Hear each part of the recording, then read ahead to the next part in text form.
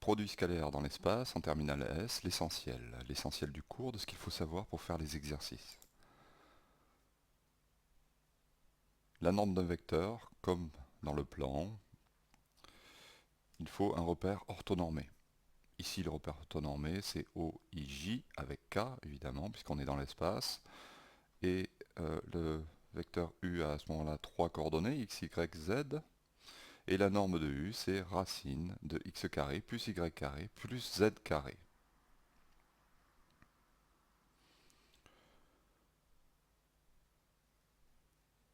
Qu'est-ce qui se passe pour deux vecteurs non colinéaires dans l'espace?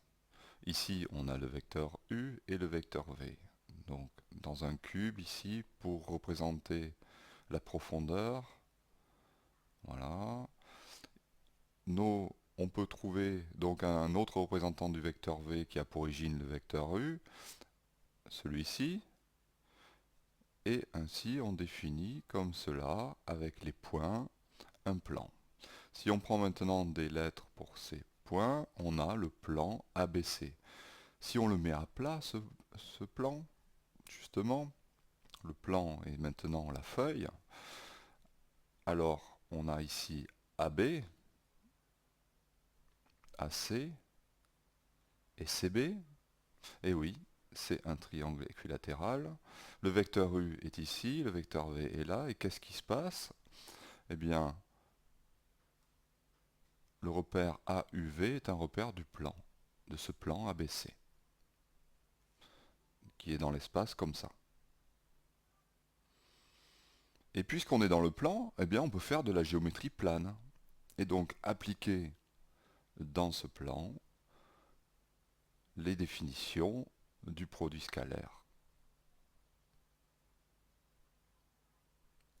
que l'on a vu l'an dernier. Je parle du produit scalaire dans le plan, bien sûr. Ainsi, que ce soit pour les définitions ou les propriétés, dans le plan ou dans l'espace, les définitions sont identiques, les propriétés sans les coordonnées sont identiques, les propriétés, par contre, avec les coordonnées sont similaires. Pourquoi? Eh bien parce que ces propriétés ont deux coordonnées, donc parce qu'on est dans le plan, et dans l'espace, il y en aura trois. On dit que l'on étend la notion de produit scalaire vu dans le plan à l'espace, à cause de cette similarité. Comme en première, on peut choisir la même définition ici. Si vous aviez choisi une autre définition, eh bien c'est pas un souci, on peut conserver la même. Ici, donc j'ai choisi la définition avec la norme, et donc on aura d'autres expressions du produit scalaire, comme dans le plan.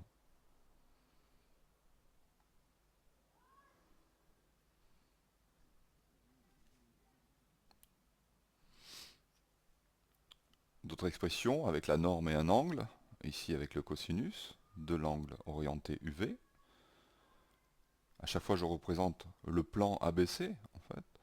Donc pour vous rappeler que ça revient au produit scalaire dans le plan. La projection orthogonale, donc si on considère qu'on est dans le plan ABC, à ce moment-là, on va projeter les points A et C sur la droite AB, et donc le projeté de C, c'est le point H. Maintenant, si on ne considère pas le plan ABC, comment on peut obtenir le point H? Eh bien, tout simplement en considérant un plan orthogonal à la droite AB qui passe par C. Le plan orthogonal à la droite AB qui passe par C.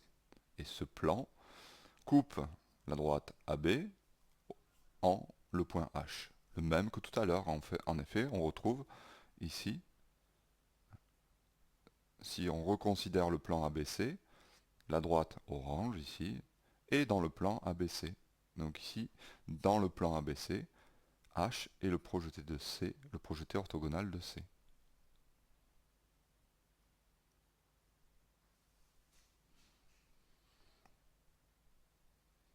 Encore d'autres expressions. L'expression analytique. On a vu que dans le plan on avait 2 coordonnées, dans l'espace 3 coordonnées. Donc l'expression analytique s'étend à l'espace en rajoutant plus zz'. Mais c'est de la même forme. Évidemment, toujours dans un repère orthonormé, O, I, J, auquel on ajoute un troisième vecteur, K, et on a nos 3 coordonnées pour chacun des vecteurs. Les règles de calcul, comme on l'avait déjà souligné en première, eh bien, le produit scalaire est un produit, c'est toujours un produit dans l'espace, il conserve donc toutes les règles de calcul du produit classique. Ainsi, on a ça. On dira que deux vecteurs orthogonaux si leur produit scalaire est nul, comme dans le plan. D des primes de vecteurs directeurs respectifs U et V, eh bien, D est orthogonal à D' équivaut à vecteur U scalaire vecteur V est égal à 0.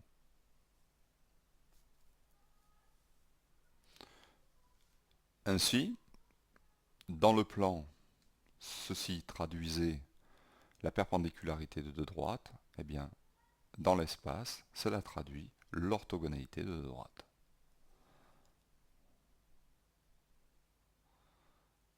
Qu'est-ce qu'on appelle un vecteur normal à un plan? Un vecteur normal, je parle de un vecteur, pas le vecteur, hein, donc ça veut dire qu'il y en a plusieurs, comme pour les vecteurs directeurs. Un vecteur normal à un plan signifie qu'il est vecteur directeur de toutes les droites orthogonales à ce plan. Une propriété caractéristique, déjà faisons la remarque que signifiait ça dans le plan? C'est-à-dire un point M, un point A fixe, et un vecteur n. Si on avait, donc, quel était l'ensemble des points M, tel que le vecteur MA, scalaire n, était égal à 0.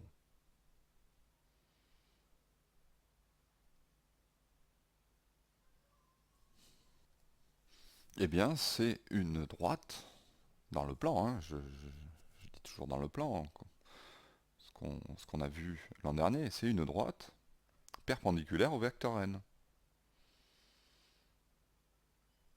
Rappelez-vous de ça, et donc, grâce à ce vecteur normal, on pouvait, en plus si on avait ces coordonnées, obtenir l'équation cartésienne de la droite. Et je parle dans le plan. Dans l'espace maintenant. Où sont ici tous les points qui vérifient ça? C'est-à-dire, en fait, le vecteur MA orthogonal au vecteur n.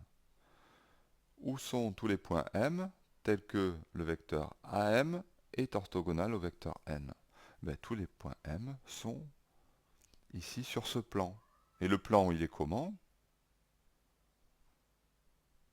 Il est orthogonal au vecteur n. Donc en fait, l'ensemble des points, passant par un point et de vecteurs normal n, c'est un plan. Donc dans le plan, c'était une droite, et dans l'espace, c'est un plan. Donc je répète, l'ensemble des points qui vérifiaient ceci et sont dans le plan une droite, et dans l'espace, un plan. Donc attention à ça. Ayant défini le vecteur normal, voyons le principe de démonstration d'une propriété que l'on a vue dans l'espace. Si une droite est orthogonale à deux droites séquentes d'un plan, alors elle est orthogonale à toute droite de ce plan. Donc si une droite delta, qu'on appelle delta, est orthogonale à deux droites séquentes du plan ici, D et D', on a ceci. Ceci implique quoi?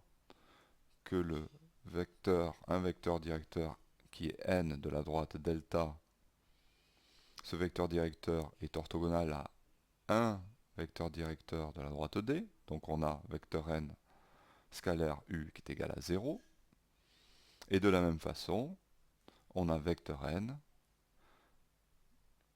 scalaire vecteur v, un vecteur directeur de la droite D' qui est égal à 0.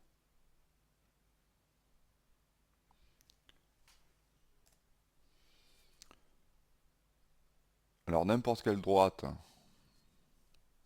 D' du plan a un vecteur directeur, W.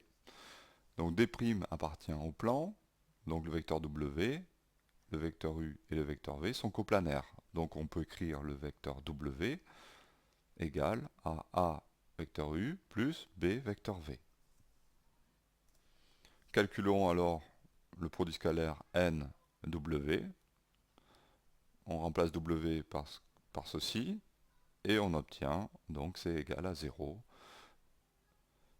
Donc la droite delta est aussi orthogonale à la droite des secondes, droite quelconque que l'on a prise du plan.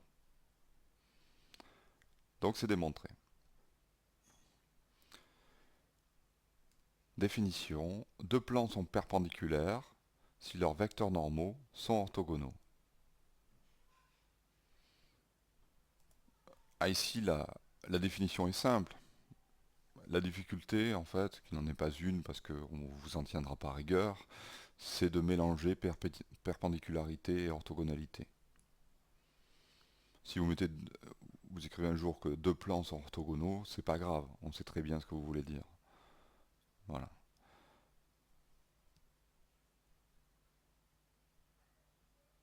Donc, deux plans sont perpendiculaires, ici P et P'.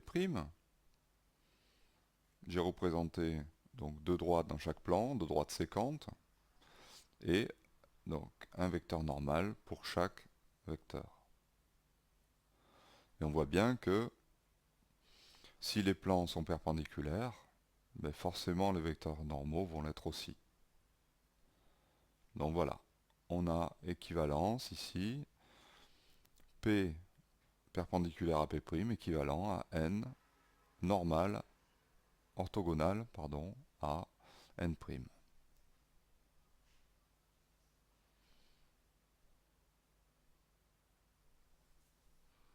Comme je vous l'ai dit tout à l'heure, cette propriété caractéristique dans le plan nous menait à l'équation cartésienne d'une droite.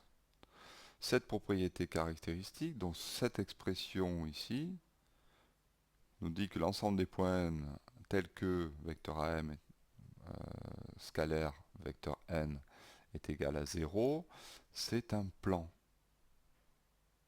Le plan passant par A est le vecteur normal n, qui va nous conduire à l'équation cartésienne du plan. Rappelez-vous aussi ce que j'ai dit dans le chapitre précédent, c'est que on n'arrivait pas à avoir une équation cartésienne d'une droite dans l'espace. Par contre, je vais vous montrer comment obtenir l'équation cartésienne d'un plan. Donc tout ceci, il faut que ce soit clair. Il faut que vous compreniez tout ce que je dis là. Et tant que ce n'est pas clair, il faut l'approfondir. Il faut éclaircir tout ça. Parce que c'est ça qui est important. Comment je vais montrer qu'on obtient une équation cartésienne? Eh bien, je remplace. Je me sers de l'expression du produit scalaire avec les coordonnées. Donc, imaginons que l'on ait un repère, OIJ, avec les coordonnées ici du vecteur n, ABC, du point A et du point M, qui sont x et y et z. Donc, trouver l'équation cartésienne de ce plan, c'est trouver la relation qu'il y a entre x, la relation, hein, pas les relations, donc la relation qu'il y a entre x, y et z. Donc on écrit ici cette propriété, cette relation avec les coordonnées. Donc AM c'est x moins a, y moins a, z moins a, vecteur n ABC, j'écris toujours verticalement parce que c'est plus facile. Et je sais que pour obtenir le produit scalaire, il suffit que je multiplie ça, puis ça par ça. Voilà. Et donc j'obtiens ceci. Je développe, ce qui me donne ax plus by plus cz, moins axa, moins byka, moins cza. Normalement, ça c'est des valeurs qu'on va me donner. Hein, les coordonnées du point A, parce que si je cherche le plan passant par A et de vecteur normal n,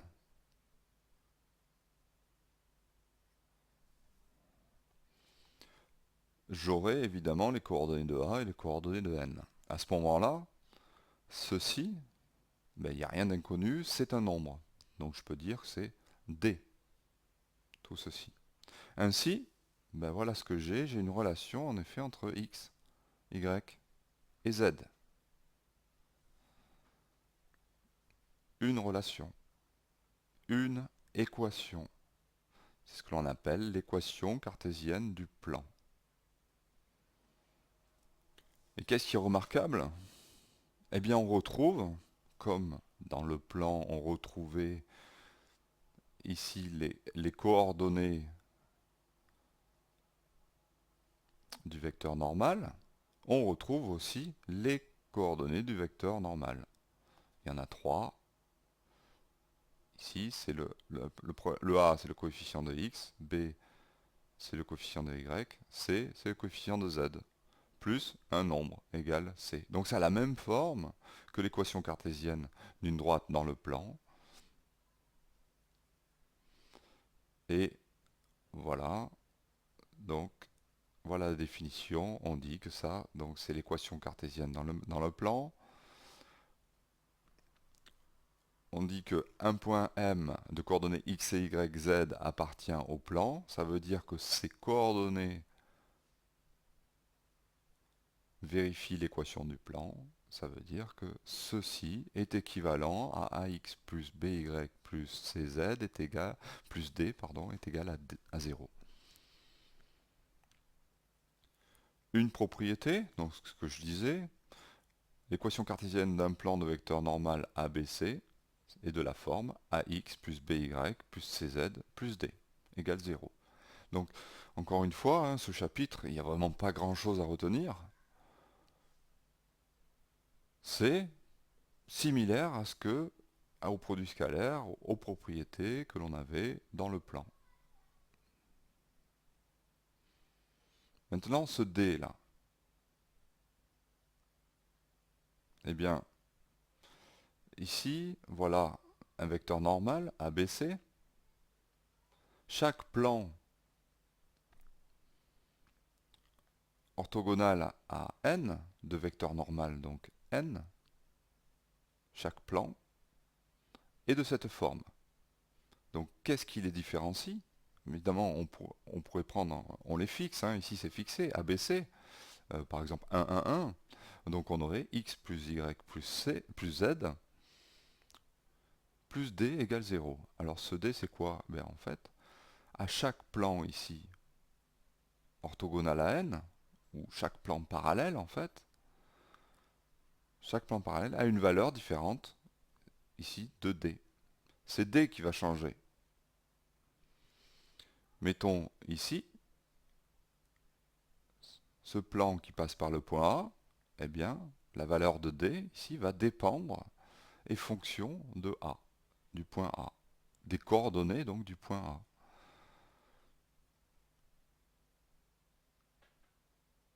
Exemple, x plus 3y moins 2z plus un nombre qui dépend ici du point A. Donc le vecteur normal a pour coordonnées 1, 3, moins 2 évidemment. Et ici, il ne reste plus qu'à calculer ce nombre et on verra cela en exercice. Voilà le cours sur le produit scalaire dans l'espace en terminale S terminé. Je vous donne rendez-vous à la seconde vidéo sur les exercices, les méthodes et la rédaction.